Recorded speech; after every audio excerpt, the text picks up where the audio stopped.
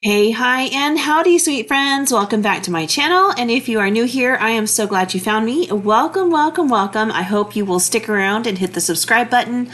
Over here on This Homemade Life, I do food and kitchen content, grocery hauls every week, what's for dinner style videos on Saturdays, and I have been doing a little bit of my food preservation journey as well. So stick around for that.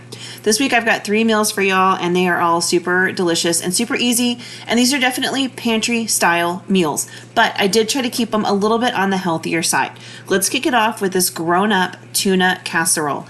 So this is one that my husband actually requested. He was talking about it the other day. He's like, man, I love that tuna casserole you made. Could you make it again? And I thought, you know what? Sure can. I actually already had all of the ingredients for this in my home, so it was an easy pantry meal to throw together. And just keep in mind, for casseroles like this, there's always things you can sub. If you don't have the exact ingredients, it's easy enough to sub a different cream of soup or a homemade cream of soup or a different type of noodle, or instead of using tuna, you could use canned chicken or even fresh chicken that you shred. Just change it up for what you have on hand. All right, so for this, I started off by sauteing an onion. Onion just brings so much flavor, and I always have these on hand. I buy them in big bags, and I keep them in my pantry. If you keep them in a cool, dark place, they will last a long time. Now, this is one of those casseroles that does call for cream of soup, which I do not use anymore. I have dehydrated mushrooms that I threw in here, and then I have a cream of soup base that I've made, and I will toss that in here and just add water to it instead of adding like heavy cream or milk. Water is still going to taste great. We've got lots of flavor in here, and we are definitely cutting out some calories by not adding in the heavy cream or the milk. I'm also throwing in some of my confit garlic. You could do fresh garlic. You could even do garlic powder. Anytime I have a recipe that calls for garlic or onions, feel free to sub garlic powder or onion powder. And I know that most of us always have those ingredients on hand, so just work with what you got. All right, that is my cream of soup base. I do make that myself, and I do have a video linked down below if you're interested in the pantry staples that I make. It's a couple of different powdered mixes that I make myself and I keep on hand, and I use them frequently. So once I added in a half a cup of my powdered base, I'm going to throw in the required amount of liquid, and it's a little bit over a cup of milk, or in my case, water. You could totally do milk if you wanted to, but I'm going to tell you there's just no need. It is perfectly fine with the water, and that's really going to cut out a lot of the fat and calories from this recipe. Now, the only other thing I really like to throw in here for some extra flavor is some Worcestershire sauce. So if you've got that, toss some in. It really just bulks up the flavor a little bit. If you don't, no worries, but it sure does make a difference. You know what else would be super delicious? I bet a little bit of hot sauce. I didn't throw it in this time, but if you like some spice, I think red pepper flakes or some of that chili garlic crunch, or even just like some regular sriracha or something just to kind of kick it up a little bit would probably be fantastic. So I'm just going to let this come together. It's like making a gravy with a packet mix. You just want to let it simmer. And to that, this recipe calls for sour cream. Now, I don't always add that, but I did today because I had it in my fridge. I had gotten a deal. They were on sale at, I think it was Market Street a week or two ago. So I had a couple of tubs of Daisy sour cream. If you don't, skip it. Don't worry about it. Not a big deal. I've skipped it in the past. The recipe also calls for cream cheese, which I routinely skip because I just don't like the way it tastes in this casserole. If you want to add it in, feel free. I know a lot of us have that in our fridges at all times. All right, so here's my tuna. I just drained 2 5-ounce cans. The recipe calls for 8 ounces, but I just keep 5-ounce cans in stock because I buy them at Walmart and Sam's Club in the big packs. So I just tossed in a total of 10 ounces of drained tuna. I'm going to stir that in and then stir in about a cup or so of frozen peas. Now, frozen peas are definitely superior for this because they are not as mushy. They'll hold up better, but if you don't like them or you don't have them, you could totally do canned peas. You just might want to throw them in at the very last minute or even serve them on the side. Now, I've got some dried parsley here I'm throwing on top just to kind of pump up the color of this. It can look a little bit drab, I know that.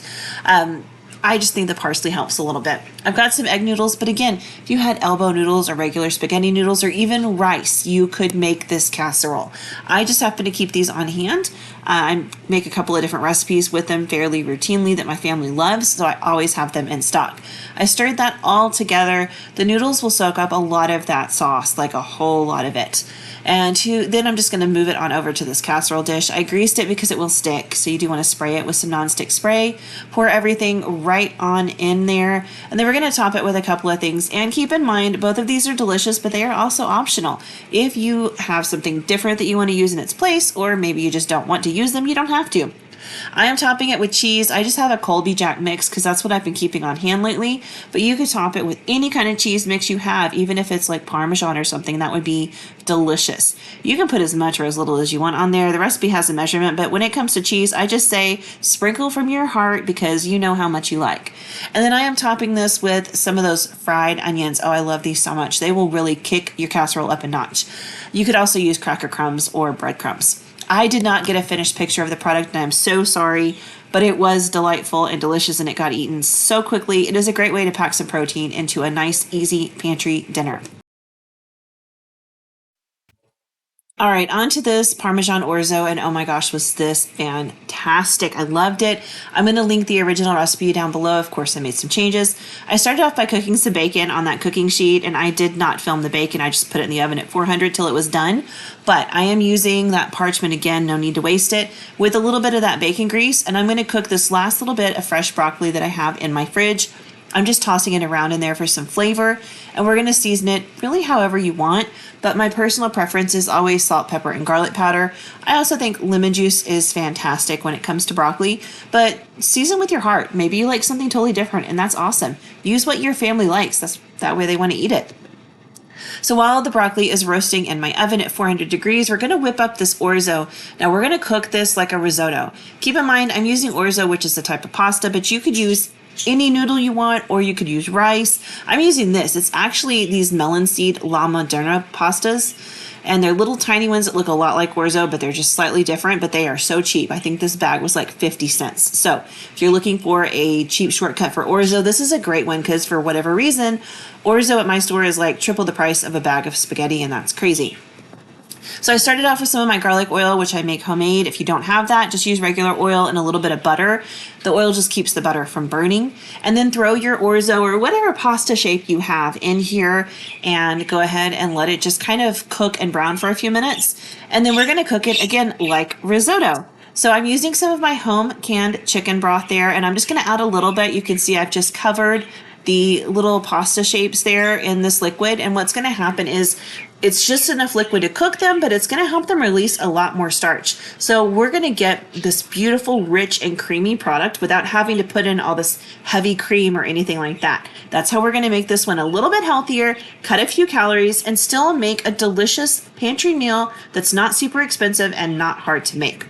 So I'm just going to continue to stir it and add in a little bit more broth or water as this cooks. And when it is almost completely done, then we're going to go ahead and start seasoning. I have chosen to use dill because I just love dill, y'all. I love it so much.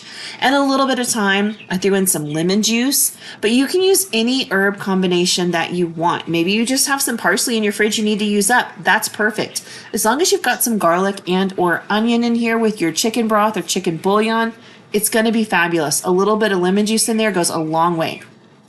I had a couple of lemons in my fridge. I just zested and juiced one of them, and that was plenty of lemon for this. There it is right there. Just poured that right on in. And like I said, we just let this go until the pasta is almost completely cooked. When it's almost done, stop adding your liquid and let it just finish simmering out the little bit of liquid that's in there. And you're going to get this really rich and creamy product. It's going to almost feel like you've added some kind of cream in there, and that is just the starch from the pasta. We're going to use that to our advantage. It's a wonderful way to cook things. There is a show called Struggle Meals. I've seen it on YouTube, but I think they're on some TV channel somewhere. But he cooks something he calls risotto mac and cheese, and he uses pasta to make mac and cheese in this exact manner, and that allows him to make it without a whole ton of dairy going in here. You can see how rich and creamy this is without any cream. It's just like magic. So we're at the point now where it is cooked to my liking, and there's hardly any liquid really left in there. We just have a creamy product. So now we want to go ahead and add in our cheese. I'm using Parmesan, but keep in mind, this could be any cheese you want. Maybe you wanted cheddar, and that's fine because I make this recipe with cheddar for a mac and cheese, exact same way. And because I've cooked some bacon up, if you made bacon mac and cheese in this fashion, y'all, it would be incredible. Who does not love bacon and macaroni and cheese with some roasted broccoli? That might be on my meal plan coming up soon because That just sounds awesome. And it's so easy to throw together. You don't even have to have fresh vegetables. You could use the ones in the freezer section, right? They're good year round in your freezer. Awesome for pantry meals like this. You want to throw together super fast. This is going to look like I spent a lot of time. It's going to taste like I put so much effort into this, and it's a quick, easy meal. This came together in 20 minutes. There is my bacon. Like I said, I just roasted in the oven. That's 3 slices of bacon. That's it. No more, no less. You can add as much as you want, of course. I did have some fresh parsley in my fridge that needs to be used up because I don't want it to go to waste. So I did just mince it up a little bit and toss it on in here because it seemed like a good place to put it. And it's so rich and creamy. This was so delicious.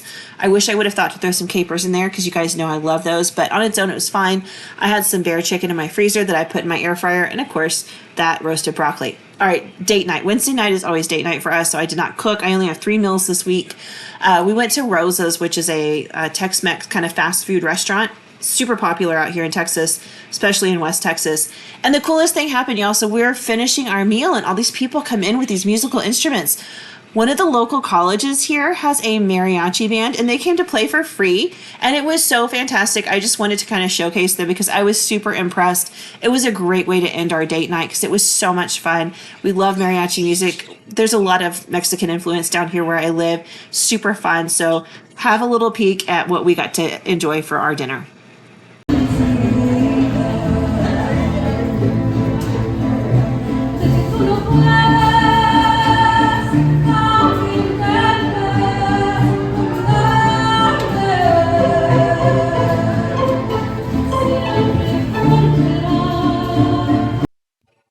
Again, I was just super impressed with these guys because it was totally free and a super big surprise. Like, nobody knew they were coming. You can see some of the employees have come to sit down. They were just as surprised as the rest of us were. It was super awesome and really cool. It really gave me Riverwalk vibes. If you've ever been to the San Antonio Riverwalk, like, it just gave me those vibes because there's always mariachi music playing down there.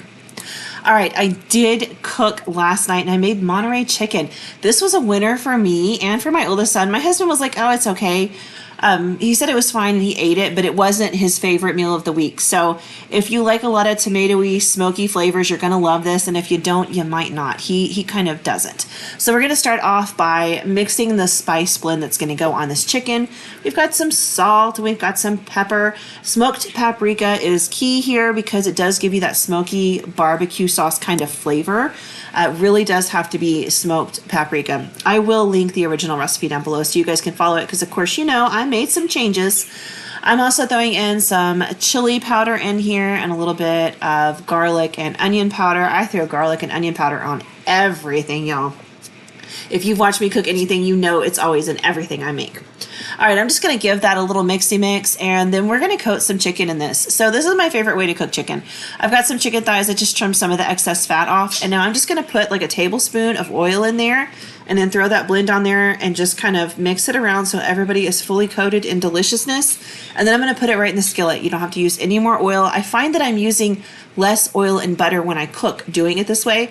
It's already seasoned and oiled with the right amount. It's not going to stick. It's going to be perfect. So this is my new favorite method for cooking chicken just because it's working and I feel like I'm saving some calories there. We are trying to eat healthier. I mean, we're not going nuts with it, but we are definitely trying to kind of incorporate healthier meals into our diet. So I cooked the chicken so it developed some beautiful color, and the spices really helped. This was so delicious. This chicken was mouthwatering and amazing. I just cooked it until it was done on both sides, and it was crispy and delicious and had color to it. And then I took it out of the pan. I added a little bit of oil in there because we're not done cooking with the skillet. There's some flavor left in there, and we definitely want to use it to our advantage.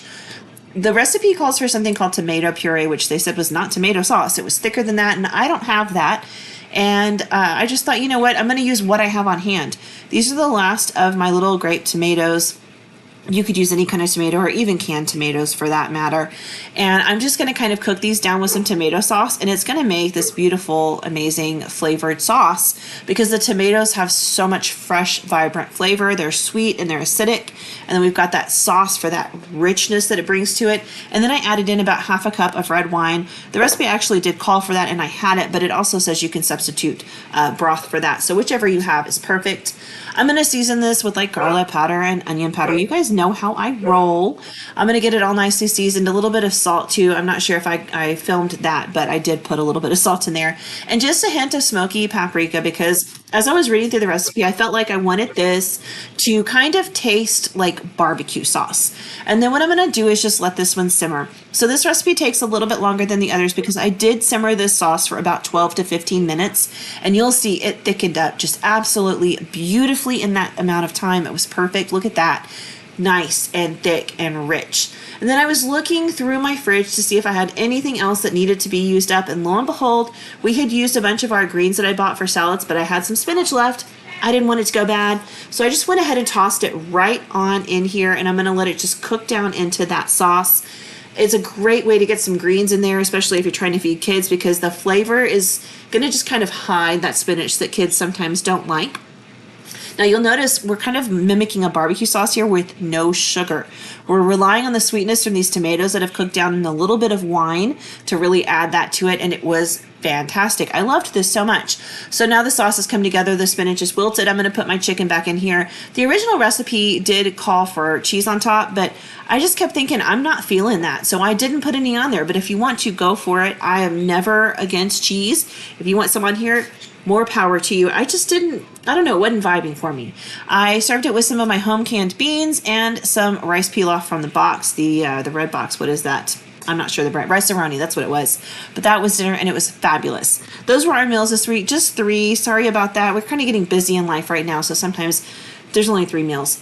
Next week is looking a little bit different. We'll see how that one turns out, doing some more pantry cooking. I hope you guys are enjoying this, and I hope you will tune in and join me there. I will see you guys Tuesday for my grocery haul. Have a great one. Bye.